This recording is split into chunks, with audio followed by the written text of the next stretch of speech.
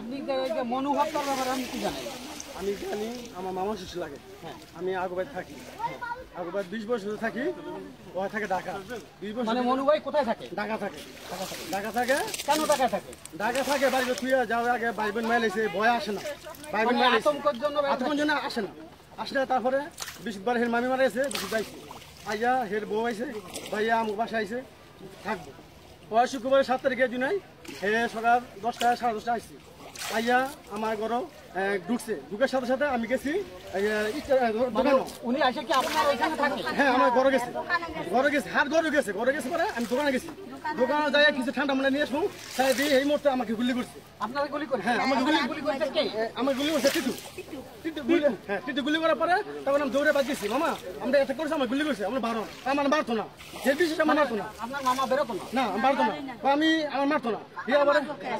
আপনি তাহলে সতর্ক করতেছেন যে আপনি চলে যান এখানে? হ্যাঁ, মামা চলে যান। আমি চলে যাবো না, আমার ছেলে শুনতে আসছে, আমি চলে যাবো কেন? আমি যেতাম না। তারপর মামা বারান্দা থেকে আমি গেটে লাগাইছি, আমি গেটে তালা দিব। মনু মিয়াকে আপনাকে গুলি করার পরে যে মনু মিয়াকে গুলি করেছেন? হ্যাঁ, আমি গেট লাগাইছি, গেট খুলে যাই আবার মনে গুলি করছে। গুলি করে তারপরে এটা ভিতরে মায়েরা নিচে না একটা শুই দিয়েছে, বারাকাতে শুই নিয়ে হাতে করে ভাইয়া লাস্ট ফালায় মারা গেছে। আমার নিয়ে অনেক মারছে, ঠিক আছে, আর ধরে রাখতে পারি না, ঠিক আছে, আমার গুলি করছে, ঠিক আছে, গুলি করছে, ঠিক আছে, 3টা গুলি করছে, একটা লাগছে, ঠিক আছে। পিস্তলের গুলি? পিস্তলের গুলি, ঠিক আছে। গুলিটা দেন আজকে সিডা গুলি লাগবে। এই যে গুলিটা, এই যে গুলি করছে। তোর বাড়ি গিল দাও 18 20 আজকে 22 তেজ হয়ে গেছে। ওই আইনা, ঠিক আছে, কোনো বিচার নাই। একটা আসামি ধরছে, ধরা ফোন দিতেছে।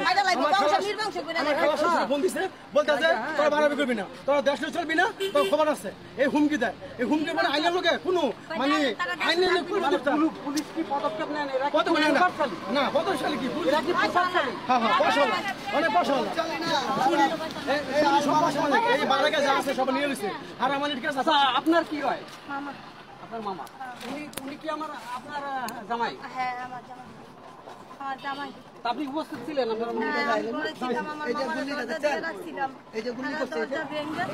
আমার মামারে গুলি। আচ্ছা, ওই জায়গায় গেছিল কে?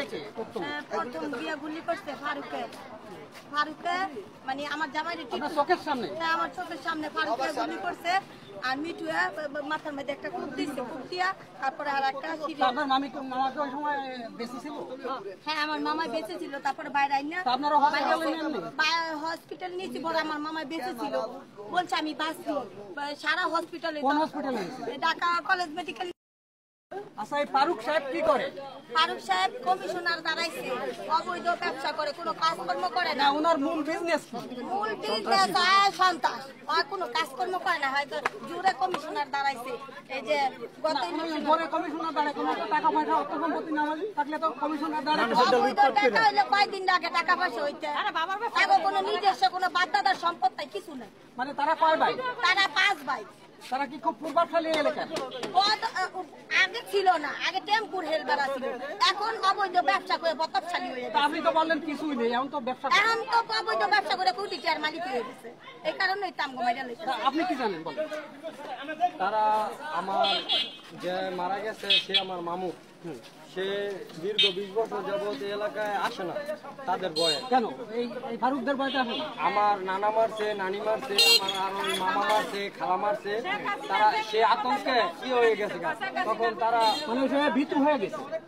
ভীতু হয়ে গেছে বলতে সে ওই জায়গায় একলা ভাবে চলতে চেষ্টা করতেছে।